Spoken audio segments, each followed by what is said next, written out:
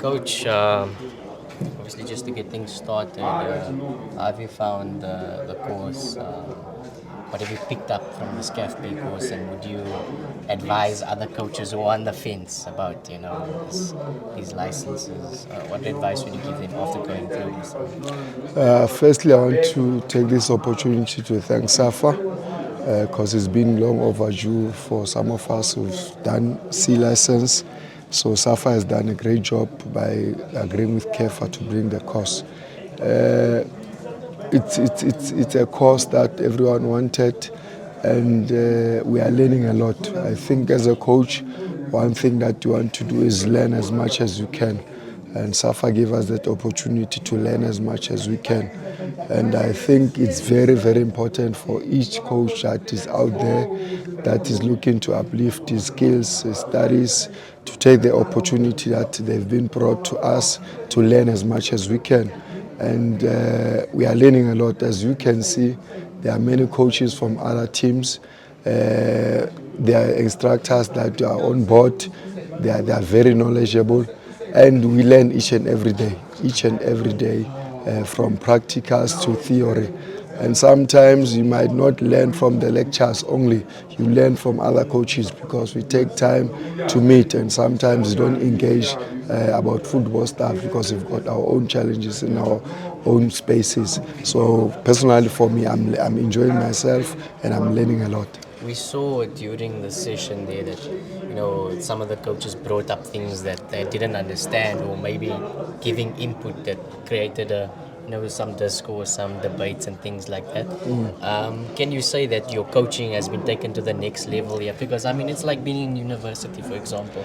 Yeah, that's why I'm saying we learn a lot. We learn a lot because most teams, because levels here are different. So most teams, they don't have the luxury to bring the instructors for referees. So for SAFA to bring the instructors for referees, make the laws clearer, because sometimes as coaches on the bench will fight with the referees, and they went to school, they understand the law of the game, and sometimes when you get to these classes, you get the knowledge that you didn't know, that to say, oh, I was wrong in terms of the decision. If you can make an example about the Sundowns goal, the Swallows goal, and some will say no, it was an offside, but if you understand the law, it was not an offside. So it's courses like this that uplift your skills and the knowledge to take things to another level. So personally for me, I'm happy to be here because it takes my knowledge to another level. So you can be the next Mr. Spot on after this.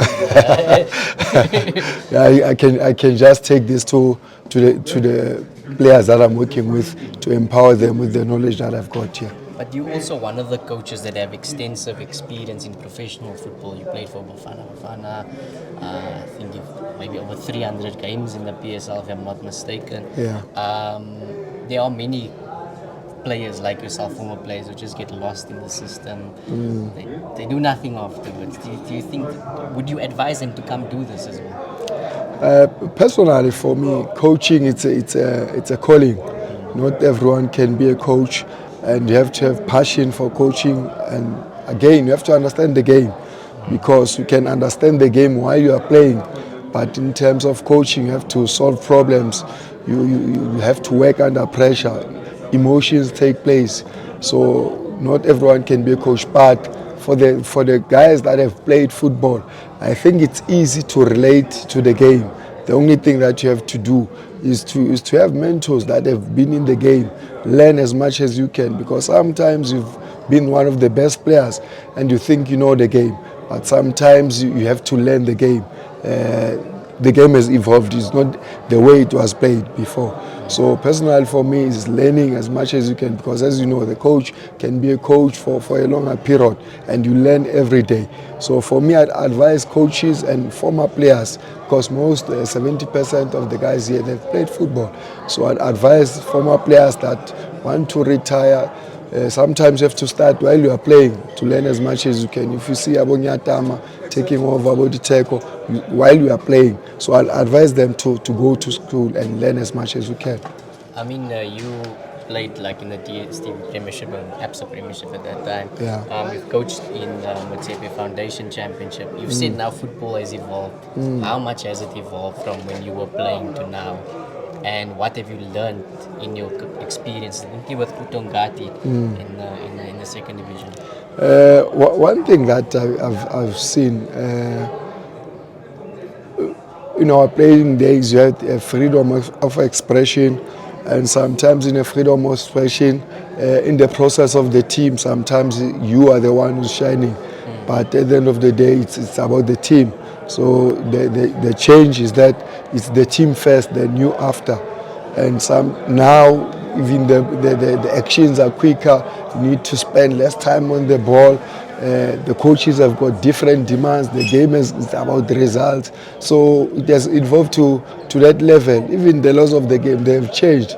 So it evolved in many ways. So now it's about the team. So that's why even the game has changed, where you now see the transition players playing less touches, but I still want to see us as coaches creating more creativity players, because it's not nice for me to coach players where I don't see the creativity of my former self, of Doctor, of Aboteko. You want to have those special players, and sometimes I feel that's where we're robbing the game, to say we don't have that special players that we used to have, and you get to see Abu Mabena coming on board, and you get excited, Abu Chabalala, Abu the Ratomo, to have those players, because now as coaches we are focusing on results and forget to groom the players that people want to see, because football is about entertainment.